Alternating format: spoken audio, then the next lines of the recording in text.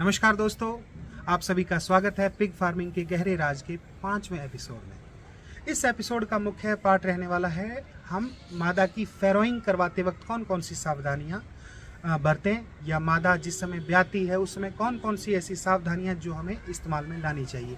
पूरी whole process आपको इस वीडियो के माध्यम से बताई जाएगी एक फार्मर के मुखारबिन से। तो चलिए शुरू करते हैं।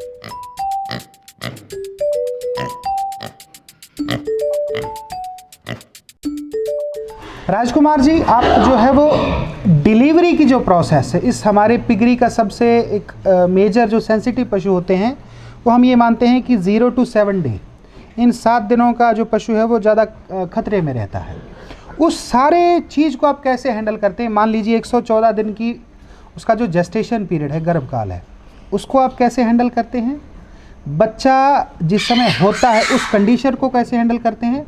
और 28 दिनों तक आपकी जो पूरी आप सिस्टम बताएं, आप किस प्रकार से हैंडल करते हैं? आज आपने मादा क्रॉस करवा दी, उसके बाद में आज मादा क्रॉस करवा दी, वो कितने % आप ये मानकर चलें कि कितने % अश्योरिटी हो गई कि उस मादा ज्ञापन है? ऐसा आप बताएं कि बिल्कुल 100% अपनी तो मैं बताता हूँ श्योरिटी है। कोई ये मान लो 0.1% चांस ऐसा हो सकता है कि 0.1% किसी भी रीजन से कि भाई स्किप कर जाए या स्किप कर जाए तो वो 19-20 दिन में दोबारा से आएगी क्रॉस में, तो वो तो टाइम रहता है, हम रिकॉर्ड रखते हैं, दोबारा से हो जाएगी। ठीक है। क्रॉस अब आपने क्रॉस करवा दिया, अब बताइए आप। क्रॉस करवा दी, उसके बाद में फीड तो मेरी जो ब्रीडर चलेगी उसको, है ना, फीड ब्रीडर चलती रहेगी। उसके बाद में जी उसको 2-4 दिन थोड़ा सेपरेट रखता हूँ। उसके बाद में जो अच्छा, आप उसको अलग रखते हैं अकेली को? हाँ, 2-4 दिन अकेली को पॉसिबल है तो, है ना, कई बार ना पॉसिबल हो तो एक अलग बात है, नहीं 2-4 दिन। उसके बाद में इसलिए अलग रखता हूँ दूसरा भी कि 12 घंटे बाद दोबारा करवाना है। अभी ग्रुप में लिया है, उससे निकाल के ले जाओगे सांड के पास में, वहीं छोड़ दो। अगर वो अच्छे से हीट में ना आई है तो सांड के पास रहेगी, तो और हीट में आएगी तो 12 घंटे बाद में अच्छे से क्रॉस हो जाएगी। ठीक है। उसके बाद में जो भी ग्रुप के अंदर मेरी 4 फीमेलें हैं एक साथ, या 5 फीमेलें या 8 फीमेलें हैं केबिन के अंदर, वो साथ रहती हैं, सेम फीड चलता रहता है उनका, कोई दिक्कत नहीं है। अच्छा, डिलीवरी से 20 दिन, 25 दिन, 15 दिन पहले आप उसकी डिवार्मिंग कर दो। वो फीमेल के लिए नहीं, वो बच्चों के लिए। डिलीवरी से ऑलमोस्ट 2 सप्ताह पहले आपको डिवॉर्मिंग करना लाजमी है। आप कभी भी प्रेग्नेंट फीमेल की डिवॉर्मिंग एल्बेंडाजोल से ना करें, पॉसिबल है कि मादा अबॉर्ट कर जाएगी। ठीक है, आपने जो है वो आप आगे की प्रोसेस बताएं। आप आगे 10 दिन 15 दिन पहले आपके पास प्रॉपर डाटा है फीमेल का, उसको ग्रुप से हटा करके फैरोइंग केज में ले जाइए। ठीक है, वहाँ पे उसकी फीड चेंज कर दीजिए, आप फैरोइंग वाली फीड स्टार्ट कर दीजिए उसकी। और अगर आपका एग्जैक्ट डाटा है तो वो टाइम पे डिलीवर हो जाएगी। कभी कभार पहले आप क्या देते हैं? अच्छा, कभी कभार ये है कि एक दिन पहले भी कई बार वो हो जाता है। 112 देखो, इसका जेस्टेशन पीरियड एक्चुअल में है 112 से 115 दिन, 114 दिन हम बोलते हैं, एवरेज बोलते हैं। 113-14 दिन में मोस्टली हो जाता है। बिल्कुल बिल्कुल बिल्कुल। ब्याने से पहले आप क्या क्या देते हैं? ब्याने से आप 12 से 24 घंटे पहले अमोक्सिलिन LA। ठीक है, अमोक्सिसिलिन LA। LA का मतलब है लॉन्ग एक्टिंग। ठीक है, अमोक्सिलिन LA यूज करता हूँ। 12 से 24 घंटे पहले लगा दिया, डिलीवरी होनी शुरू हो गई। LA इसलिए लगवा रहे हैं कि 12 से 14 घंटे पहले आप फीमेल को इंजेक्शन लगाओगे। फीमेल का तो वो LA है तो डिलीवरी के दौरान इन्फेक्शन वगैरह की आपकी सिक्योरिटी करेगा वो, प्लस में बच्चों के अंदर भी वो असर करेगा आपका। उससे क्या फ़ायदा देखने को मिला है आपको? उससे सबसे बड़ा फ़ायदा ये है कि जो ये स्ट्रेप्स की प्रॉब्लम है, जिसको हम स्ट्रेप्स बोलते हैं, या देसी भाषा में जो साइकिल चलाते हैं बच्चा यूं पैर मारता है, वो ये मान लीजिए कि 95% तक कम हो जाता है। बाकी 100% नहीं होता है, 95% कम हो जाता है। और हमारे साथ ऐसा हुआ है कि जिन मादाओं को ये LA लगाया हुआ है उनके बच्चों में 19-20 स्ट्रेप्स आ जाती है, पिछले पैरों से खड़ा नहीं हो पा रहा, या खड़ा होते गिर जाता है, साइकिल तो नहीं चलाते, तो उनको आप अगर ट्रीटमेंट करोगे तो वो ठीक हो जाएंगे। अदरवाइज़ अगर ये ट्रीटमेंट नहीं कर रखा, स्ट्रेप्स आ गया, तो पिगलेट मरेगा आपका, ये नहीं है कि ये फैलने वाली बीमारी है, फैलने वाली बीमारी नहीं है, परंतु जिसके स्ट्रेप्स हो गया किसी भी बच्चे के हो सकता है, ज़्यादातर छोटे बच्चों में होता है, ऑब्वियसली, है ना। तो अगर आपने ये एल लगाया है पहले तो ये बच्चे आपके सेफ है। सेफ है, बचा सकते हो आप। ड्यूरिंग फैरोइंग क्या करते हैं आप? मादा जिस समय ब्याह रही है, ब्याह रही होती है उस समय क्या है कि अगर नॉर्मल स्वस्थ मादा है तो कुछ ना भी लगाए तो कोई बड़ी बात नहीं है, बाकी सेफ साइड चले तो एक साल्ट का नाम तो पता नहीं है, कार्गोवेट के नाम से एक दवाई आती है ना, वो आप अगर नॉर्मल डिलीवरी हो रही है तो आप 2 ml लगा दीजिए एक बार। जैसे आपका पहला बच्चा आया आप 2 ml लगा दीजिए, एक तो थोड़ा सा जल्दी आपकी फीमेल डिलीवर हो लेगी, दूसरा जो जेर डालती है वो भी आ जाएगी, या उसकी यूट्रस की थोड़ी सी सफाई भी हो जाएगी, ताकि दोबारा जब वो हीट में आए तो मतलब कि अच्छे से बच्चे कंसीव करेगी और अच्छा रिजल्ट आपको मिलेगा। अगर नॉर्मल से थोड़ा सा एक्स्ट्रा है तो? नॉर्मल से अगर आपको लग रहा है कि मेरी फीमेल ज़्यादा स्ट्रेस में है, तनाव बहुत ज़्यादा है, हाँ, इसमें कोई लेबर पेन बहुत ज़्यादा हो रहा कोई दिक्कत हो रही है, ये हो रहा है, तो आप उसको पहले लगाइए 1 ml, फिर उसके आधे घंटे बाद 1 ml लगाइए, फिर भी अगर वो बच्चे नहीं देने लगे तो आधे घंटे बाद आप एक बार और लगाइए। आप इसको 3-4 बार 1-1 ml करके हर 30 मिनट के अंतराल में यूज कर सकते हो। अब ये बताएं कि जो इसका ड्यूरेशन है, फैरोइंग का ड्यूरेशन है, वो आपके फार्म पर ऑलमोस्ट कितना रहता है? देखो मेरे फार्म पे 1.5 से 2.5 घंटे का रहता है ना।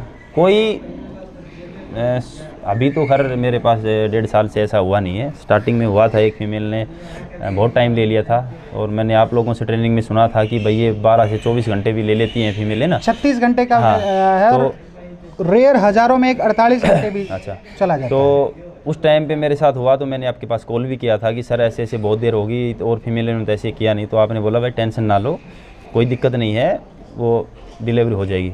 आखिर वो डिलीवरी हो गई अच्छे से। उसने इतनी देर बाद में दिया, एक बच्चा स्वस्थ दिया था, एक मरा हुआ दिया था ना, बाकी हो गई थी, कोई बात नहीं है। तो बाकी नॉर्मली 1.5 से 2.5 घंटे के अंदर आपकी डिलीवरी हो जानी ठीक है। अब बच्चा पैदा हो गया है, उससे आप उस समय आप क्या एक्टिविटी करते हैं? पैदा होते ही आप क्या एक्टिविटी करते हैं? देखो पैदा होते ही बच्चे, क्या उसकी नाल आप काटते हैं? देखो मैं उसकी नाल नहीं काटता हूँ, अच्छा, परंतु आप ये ना काटने वाला सिस्टम तभी कर सकते हैं तब आप साफ़ सफाई अच्छे से रखते हो, अदरवाइज आपको नाल काटनी चाहिए अगर आपका थोड़ा बहुत गड़बड़ लग रहा है। बैक्टीरियल डिजीज होने के चांसेस रहते हैं, आप करते हैं वो आप बताएं। ठीक है, नाड़ू नहीं काटता हूँ मैं इनकी। अच्छा जी, वो कितने दिनों में झड़ता है? हो जाता है, ज़्यादातर तो इतना तो ध्यान नहीं दिया कितने दिनों में, बाकी 1-2 दिन के अंदर वो 2 से लेकर 3 दिनों के अंदर हट जाता है। कोई ऐसा इशू नहीं है कि भाई वो बच्चा बाहर आया उसके बाद में आपकी क्या? बच्चा बाहर आया उसके बाद में हम सिर्फ बच्चे का मुंह साफ़ करते हैं ताकि कुछ उसके अंदर गया ना हो, कुछ भी पेट के अंदर ना, साफ़ करके। और अगर आपकी फ़ीमेल शांत स्वभाव की है तो आप उसके पास भी छोड़ सकते हो, या आप सोच रहे हो कि भाई बच्चे के चक्कर में ये बच्चा पास में जाएगा, इधर उधर जाएगा, ये स्ट्रेस में आएगी या खड़ी होगी, तो आप बच्चे को थोड़ा सेपरेट रख सकते हो कुछ देर के लिए, क्रिप में डाल सकते हो, क्रिप रूम के अंदर, मतलब क्रिप एरिया के अंदर आप उसको रख सकते हो बच्चे को। कितना टाइम तक आप उसको बिना दूध के रख सकते हैं? नहीं, ज़्यादा देर नहीं रखना चाहिए, यही 5-10 मिनट, 15 मिनट, कभी जो ज़्यादा एग्रेसिव फीमेल होती है 15-20 मिनट भी रखना पड़ सकता है, मजबूरी है। नहीं, 5-10 मिनट रखिए, 2-4-5 बच्चे आए तो उसके बाद में वो जो पहला बच्चा आया था वो थोड़ा सा इतने में एक्टिव भी हो जाएगा, और फिर आप निप्पल के पास लेके आओगे तो निप्पल पे उसके शरीर पर जो जेर होता है या फिर जो खून का कुछ होता है उसको आप पहले साफ़ करते हैं या बाद में साफ़ करते हैं? बच्चे पे जी, देखो बच्चे की बात यह है कि उसका हम मुंह साफ़ कर देते हैं, उसके बाद में हम हमारे यहाँ पे एक बाजरे का भूसा आता है, कड़वी बोलते हैं जिसको ना, वो डालते हैं, तो वो थोड़ा सा बारीक भी नहीं होता और मोटा भी नहीं होता, तो उसके अंदर बच्चे को थोड़ा सा ज़्यादा डाल के रखते हैं, छेड़ उसके अंदर डाल देते हैं बच्चे को। जब 10-15 मिनट बाद में फीमेल के पास डालते हैं बच्चों को, तो किसी बच्चों में लगता है कि भाई उनकी लिपटी हुई है तो उसको हटा दीजिए, अदरवाइज़ वो बच्चे आपस में, मतलब आपस में क्या, वो खुद ही इधर उधर एक्टिविटी करता है, वो हट जाती है, कोई उससे इशू वाली बात नहीं है, वो ऐसा कोई दिक्कत वाली बात। ठीक है। आपकी जिस समय फैरोइंग कंप्लीट होती है उस समय आपको क्या साइन मिलता है? जेर गिराना ही? हाँ, जब फैरोइंग आपकी कंप्लीट हो गई है तो आपकी फीमेल ना अच्छे से जेर डालेगी। तो कई बार क्या होता है कि फीमेल टाइम ले लेती है, बंदा सोचता है कि भाई एक बार थोड़ी सी जेर आ ली तो ले फ्री हो गए। वही मैं आपसे पूछ रहा हूँ हाँ। कि आपके जो तजुर्बे में आपकी मादा कोई ऐसा हुआ है कि 2 या 3 बार जेर डाली हो? हाँ, वो 2-3 बार डालती है, वो 2-3 बार थोड़ी जेर थोड़ी समझ लो, या उसी का प्रोसेस समझ लो कि कुछ हट के आ गया अलग से, कुछ एक साथ आ गई ऐसे ना। तो वो कई फीमेल है ना 2-3 बार थोड़ा थोड़ा करके डाल देती हैं। तो ज़्यादातर एक बार ही आता है। हाँ, तो बाकी आप जब कोई बंदा फार्मिंग करेगा पता लग जाता है कि भाई इतनी क्वांटिटी में आपकी जेर आएगी, और ठीक है, अगर किसी पर डाउट लगता है थोड़ी देर और ऑब्जर्वेशन रख लीजिए। कितने दिनों तक आप उस बच्चे को जो है वो पानी नहीं लगने देते हैं? देखो, गर्मी के टाइम के अंदर आपका बच्चा मादा, ये मान लो 4 से 5 दिन तक हम उसको नहलाते नहीं हैं, 4-5 दिन मोस्टली। साइंटिफिक तरीके से 7 दिन मानते हैं। बाकी गर्मी ज़्यादा हो तो हाँ मानते 2-4 दिन फ्लैक्चुएट बाकी होते हैं। सर्दी के अंदर जैसे अब बिल्कुल सर्दी चल रही है ना, और फीमेल भी 10 दिन हो गए मैंने इनको नहलाया नहीं रहे। नहलाने, हाँ, बहुत ज़्यादा सर्दी है तो कोई केबिन मतलब- वगैरह धूप निकलती है उस दिन वॉशिंग कर देते हैं, ठीक है, तो डाल दिया।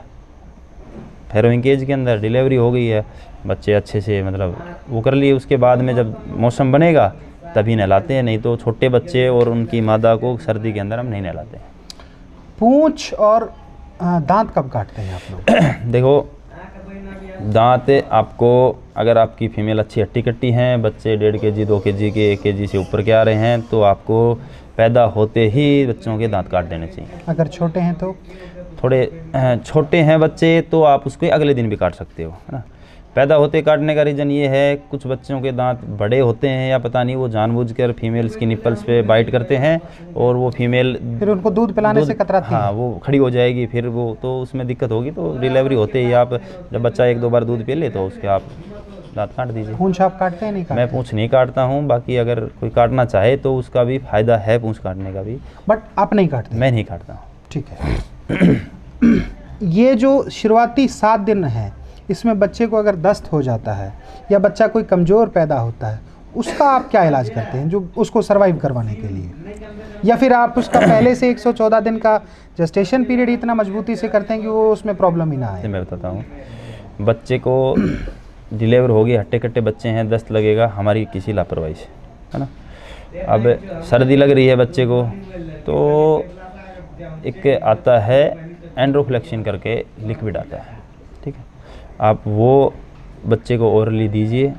मेडिसिन के जो भी आपको सजेस्ट करे कि भाई कितना क्या, ये अलग अलग साइज़ के बच्चों पे अलग अलग दिया जाता है, तो वो दे दीजिए। अदरवाइज़ वैसे नॉर्मली आपको 9-10 दिन से पहले बच्चों का मतलब लूज मोशन वगैरह होते नहीं है, ऐसे फीड बढ़िया समझ लो या मैनेजमेंट समझ लो। नहीं, या बहुत सारे फार्मों में होते हैं। हाँ। क्योंकि उनका मैनेजमेंट इतना, तो ये है ना, आप केबिन फैरोइंग केज में डालने से पहले जैसे आप बताते हो कि भाई रूम डिसइंफेक्ट होना चाहिए, ऑब्वियसली होना चाहिए, वो डिसइंफेक्ट रहेगा प्रॉपर क्योंकि तरीके देखो से। देखो दस्त अगर होगा तो वो है बैक्टीरिया पकड़ेगा, बैक्टीरिया का। क्योंकि बच्चा पैदा हुआ है उसकी खुद की कोई इम्यूनिटी है नहीं। तो जैसे ही वो अगर गंदे फर्श पर लगेगा तो बैक्टीरिया आएगा, और बैक्टीरिया के कारण पहला सिम्टम्स उसका दस्त ही आने वाला है।